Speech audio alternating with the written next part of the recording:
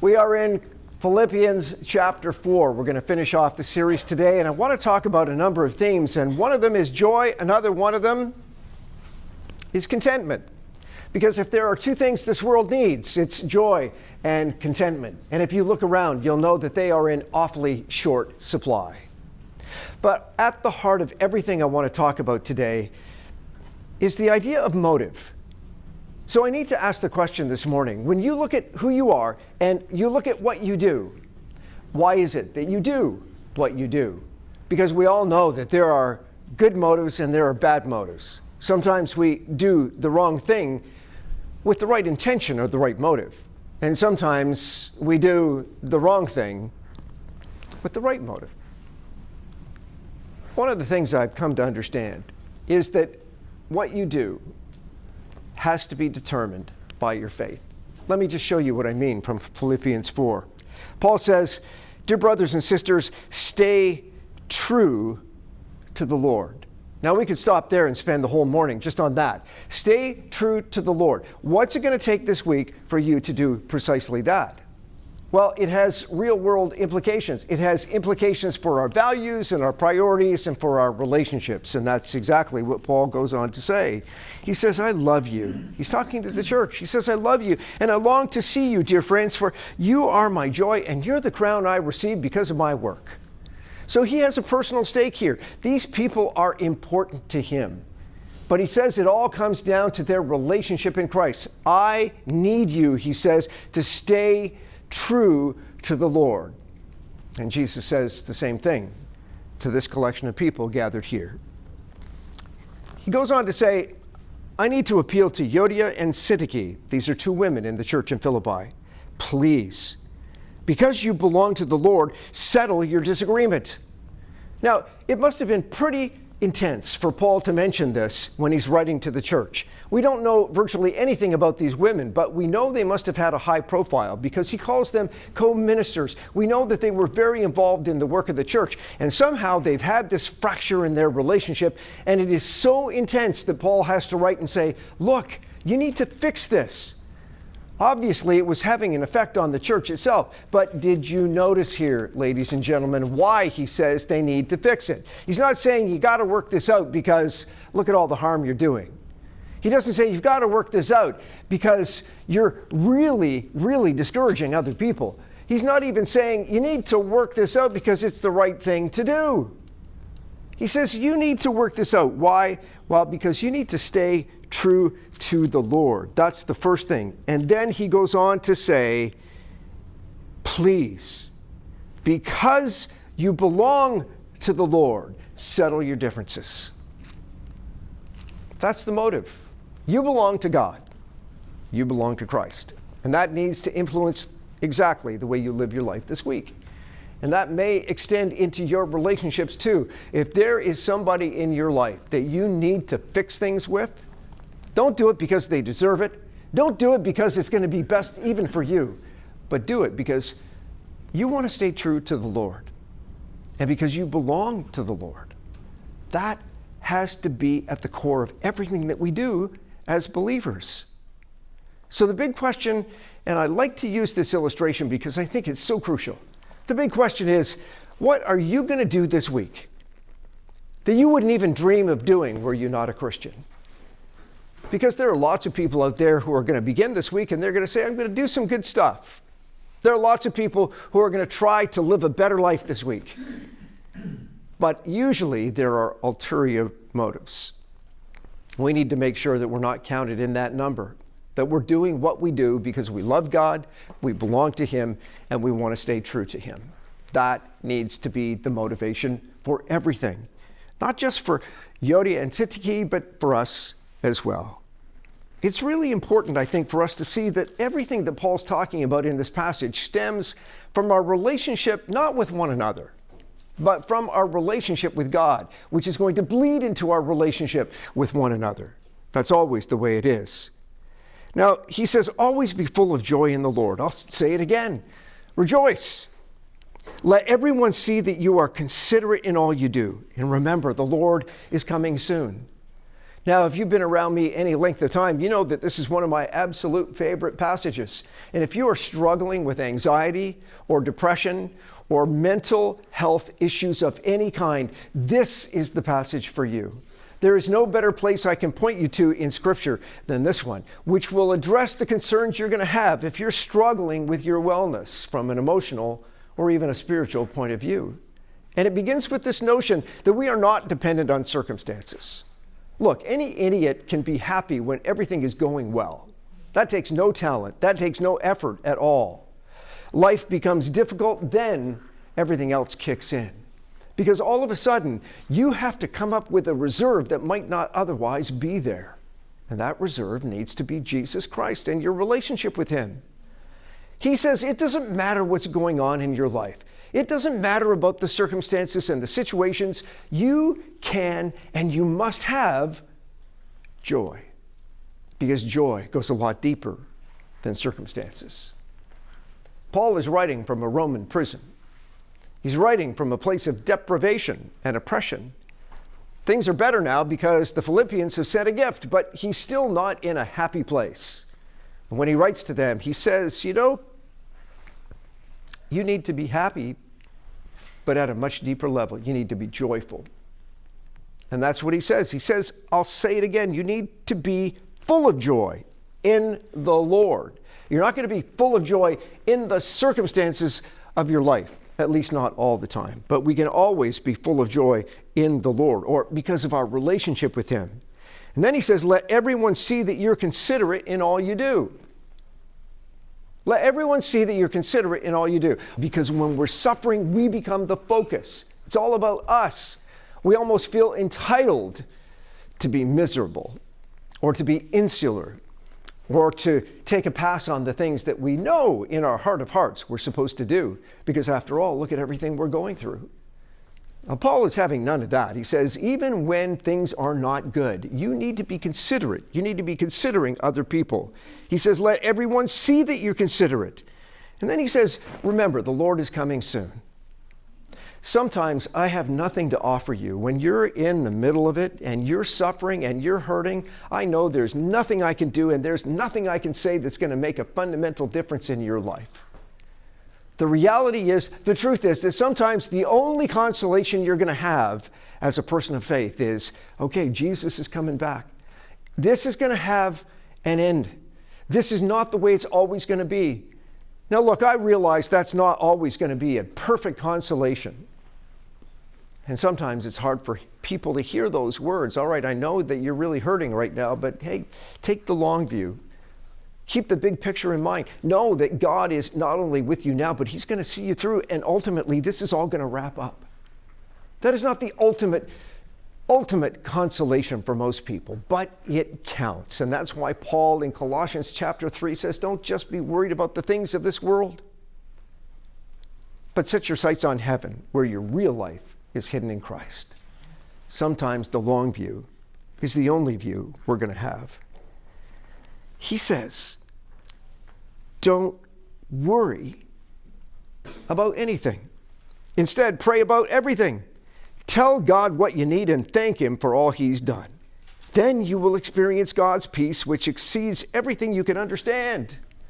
And His peace, not your peace, but His peace will guard your hearts and your minds as you live in Christ Jesus. Boy, I'll tell you, those are powerful words, especially when you're down in the valley. But when he says don't worry about everything, pray about everything, he's not saying that we need to be in denial.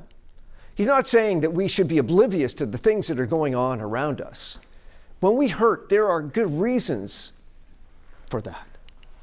It's a necessity for us to clear-mindedly confront the circumstances of our lives and to understand that faith does not give us a pass from hardship and hurt. It's not a panacea. It doesn't fix everything, but it does get us through. Paul is trying to convey here that worry is not going to get us anywhere. My favorite illustration of that is a rocking chair. You know, you can go like crazy, but you're going nowhere. And that's what worry does. We sometimes think that activity of any kind is going to get us somewhere. And often case, it does not.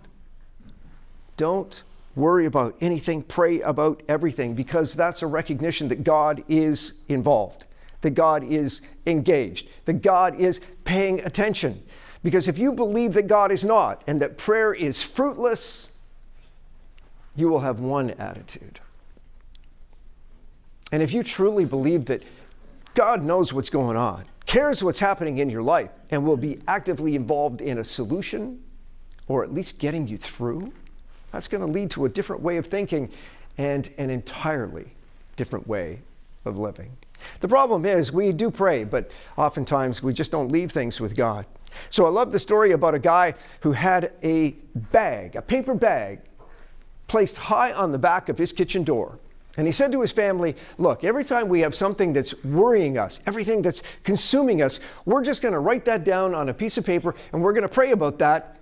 And then we're going to put the slip of paper in the paper bag.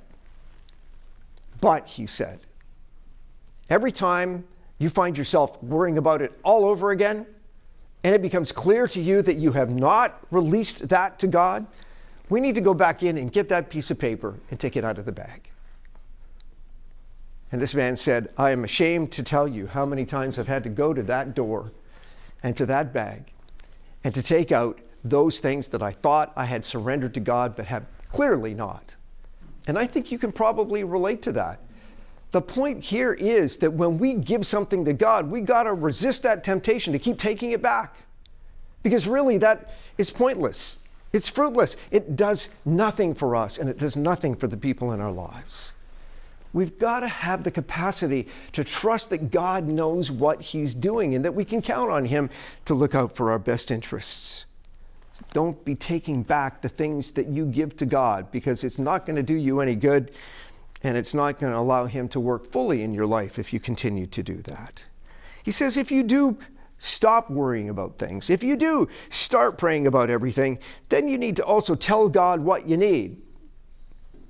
And of course you have to assume that He wants what's best for you and will do what's best for you, or that becomes pointless. And then he says you got to also thank Him for what He's done.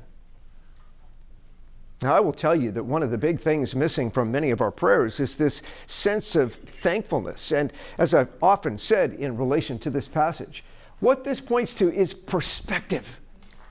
Because if you're so consumed by what you need and what you want and what you're dealing with that you lose sight of what God has already given you, then your deepness will be even deeper. Your blackness will be even blacker. And you will totally lose your spiritual equilibrium. When you're hurting, God gets that. He understands that. He sympathizes with that, and He will work with that. But if we allow ourselves to lose sight of the fact that amid even the worst of our circumstances, God is moving, active, and dynamically involved, then despair becomes even worse. We need to have that balance which says, okay, look what's happening to me. Look at how my heart is heavy, but still, regardless, all this good stuff is still in place. I still have people who love me. I still have resources to work with these situations. I have encouragement. I have acceptance. I have God's supernatural involvement.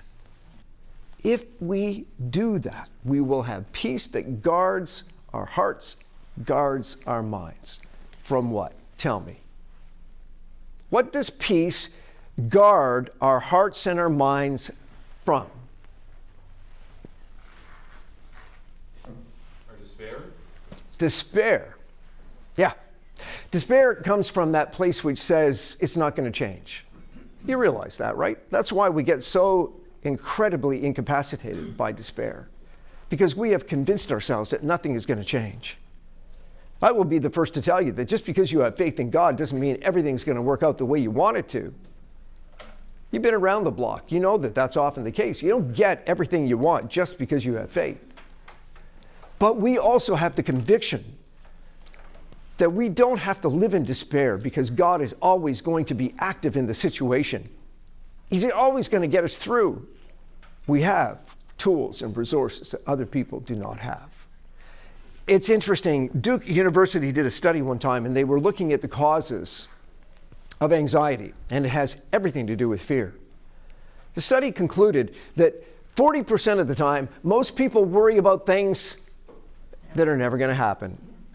You've been there, right? You've rehearsed situations over and over in your head, thinking, okay, this is what's going to be, and this is how I'm going to respond, and none of that comes to place. It just doesn't happen. So 40% of the time, people worry about things that are never going to happen. 30% of the time, people worry about things that have already happened that they cannot change. Now, how pointless is that, where you spend so much of your energy today worrying about things that happened yesterday when you fully understand you have no capacity to change any of that? That's just insanity. That's insanity. Look at that. 40% worrying about the future, 30% worrying about the past. 70% of the time when people worry, it's about stuff that either isn't going to happen or they can't change anyway. And that means that you have less power, less energy, less spirituality to deal with what's going on right now. 10% of the time, people worry about their health. And we know that stress exacerbates everything. So the more you worry about your health, the worse it becomes. It's so ironic.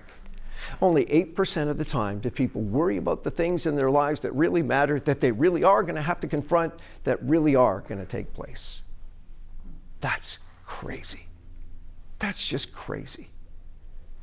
God knows what's going on in our lives. God cares about what's going on in our lives, and He's going to get us through. But we have to be centered on this principle that because He's with us, then we're going to be okay.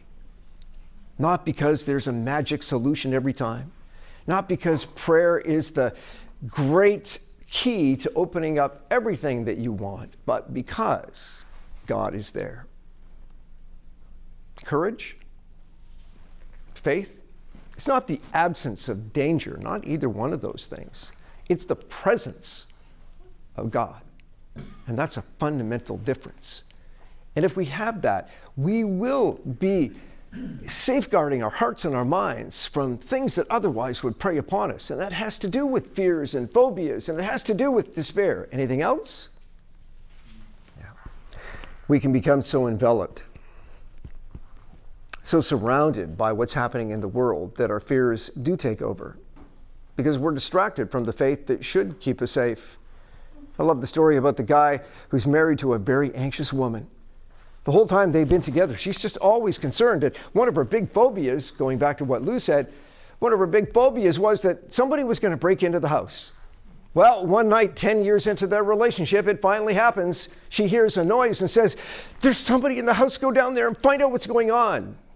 Susan did that to me once. I wanted to say, "You go down and find out what's going on." But he goes down, and sure enough, he gets to the kitchen, and there's a guy rifling through the cupboards. He says to the burglar, "Good evening. Boy, I'm glad to see you." The guy's a bit shocked and taken aback. He says, "I want you to come upstairs and meet my wife. She's been waiting to meet you for 10 years. And that's often the way it goes. You know, we rehearse these things. It almost becomes a self-fulfilling prophecy if we're not careful.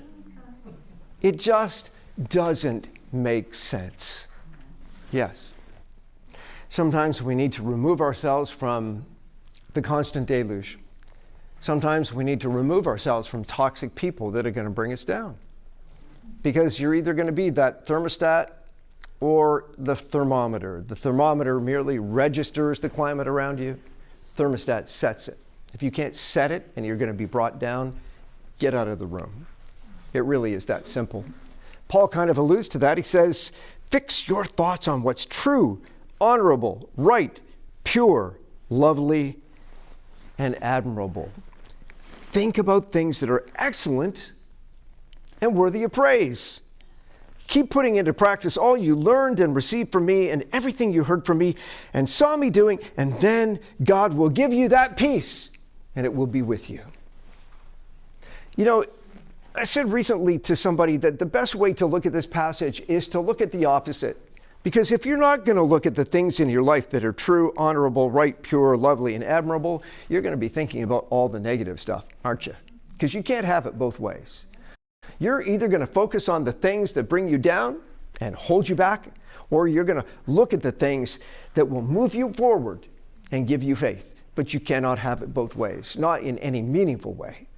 So he's saying here that we need to have a positive attitude, not just because we have rose-colored glasses, but because we understand that we belong to God, that we must stay true to him. And if we do, then he will give us this perspective which helps us balance the good with the bad, the hurt with the blessings, combined with the knowledge that one of these days he's going to wrap it all up and he's going to take us to be home with him. It all has to do with the big picture stuff, and that's exactly what Paul is saying. You got to keep the focus where it belongs. I love the story that C.S. Lewis used to tell about a little boy in the slums who was making mud pies. And a charity was at work in the neighborhood, and they go to this little boy and they try to convince him and his parents that he can go to the beach. He can spend the day at the beach on a holiday. Well, this kid has not known anything like that in his entire life. He's mired in poverty and deprivation. He's not willing to leave the gutter in the slum where he's making mud pies because he cannot conceive of anything better than that.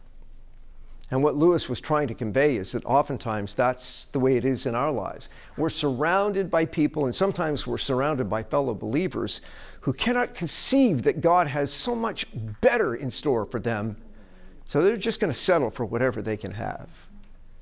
I get that. I get that. If you don't have the mindset of faith, if you can't see through the eyes of faith, it's hard to understand what God could have in store for you. And sometimes it's just easier and safer to take the predictable instead of reaching out in faith to what could be. I'm going to settle for what I have, and I'm not going to worry about what I might have, because there's this sense that it probably wouldn't work out anyway. Lots of people have that. The problem is that we don't have joy.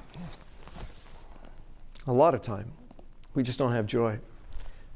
Stories told about a Presbyterian church one time. People walked in for the Sunday service, and the pastor gave everybody a balloon. And he said, at some point today in the service, when you feel joy in your heart, when you feel that sense that God is with you profoundly, I want you to let go of your balloon. And at the end of the service, 1/3 of the people were sitting there holding their balloons. 1/3. That's a significant number of people. Now, I'm not saying that faith should just make you deny the reality of what's happening in your life. We should never deflect responsibility for what's happening in our lives. We shouldn't even try to delay what's happening in our lives. Those things don't work. Denial, deflection, delay.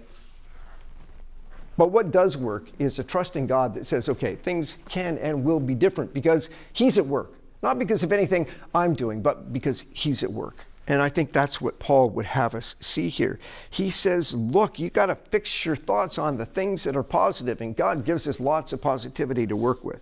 By extension, we've got to close our minds to the things that are going to make us negative. If you are angry all the time, if you are bitter and resentful, if you are complaining constantly, there isn't a thing that God can bring to you, because you're just not open to that, and he's not going to force you to change your thinking. You need to do that. You need to ask God to help with that. Then he'll change your thinking.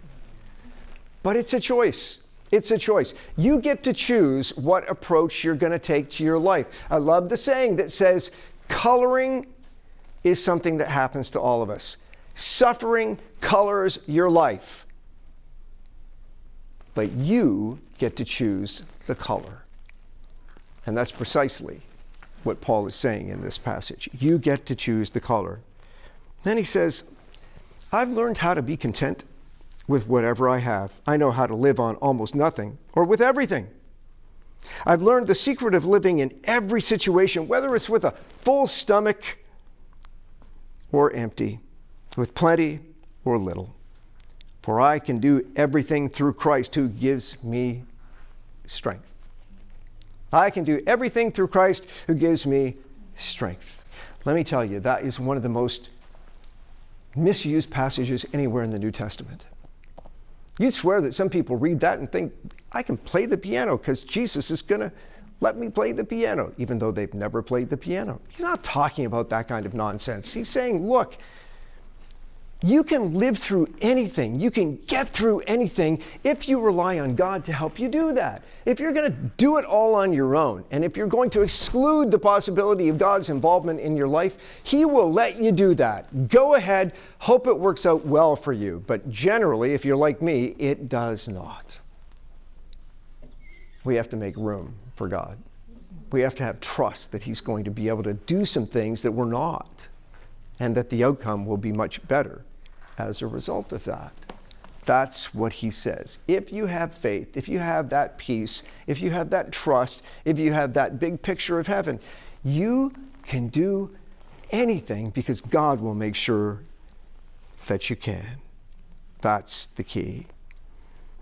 He says, I'm generously supplied with the gifts you sent with Epaphroditus. They're a sweet-smelling sacrifice that is acceptable and pleasing to God. So one of the reasons this letter is even happening is because the Philippians, this church, has sent Paul a gift, probably of money and some other things to get him through. And he's simply saying, boy, that makes a difference. But did you notice what he says?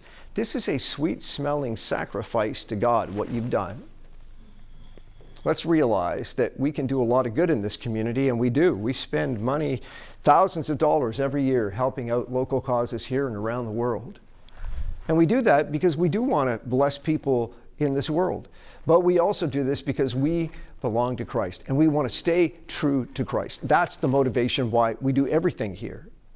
That's the whole core of the message. And we need to recognize that we're called to do some hard things.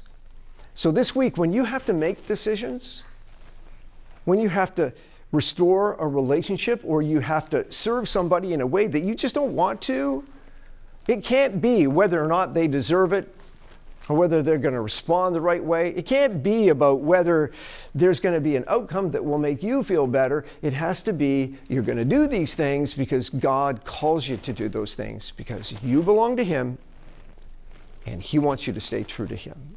That's the only way this ever works, and that's what we have to concentrate on.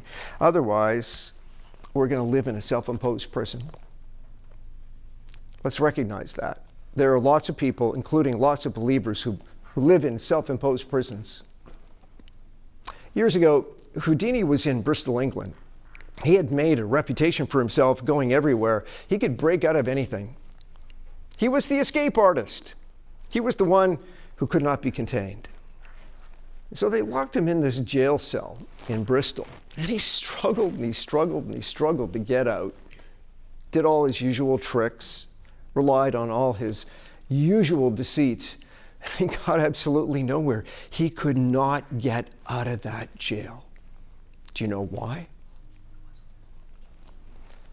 Because the guard who was involved with the warden in this situation didn't lock the door deliberately. And that's the one thing Houdini didn't try. He didn't try to just walk out. He just assumed it was locked. He could have left anytime he wanted to. And that's the way so many of us live our lives. We have locked ourselves in a prison. The door could be opened at any time, but we don't do that because, well, that varies from person to person. But usually we live in these prisons because sometimes it's just easier or safer, or because we just don't have the spiritual intelligence to get out of where we are into where God wants us to be. But He always wants us to move us forward. And if you take nothing else away from Philippians, that needs to be the core message. You belong to God, but He's got plans for you, and He cannot enact those plans in your life if you are mired in things like complaint, despair, and discontent. It's like somebody getting a multi-$1,000 RV, parking it in the driveway, and living for 3 weeks during the summer inside. Does that make sense to you that you would get an RV? You've got a perfectly good house, but you're living in your RV parked in the driveway. You're not going anywhere. You're not moving forward. You're not seeing or doing or experiencing anything new. And that's the way so many Christians live their lives. We go through the motions. We have the structures in place. but we're really not changing anything, and we're not allowing God to change anything because it's just easier and more convenient to stay where you are. That's why we need to think about the things that are right. That's why we need to be open to whatever God calls us to. And that's why we need to remember that we belong to God. We need to stay true to Him. And that's the way that God will get us places and move us forward. Hope that happens in your life this week. Trust God. He'll get you there.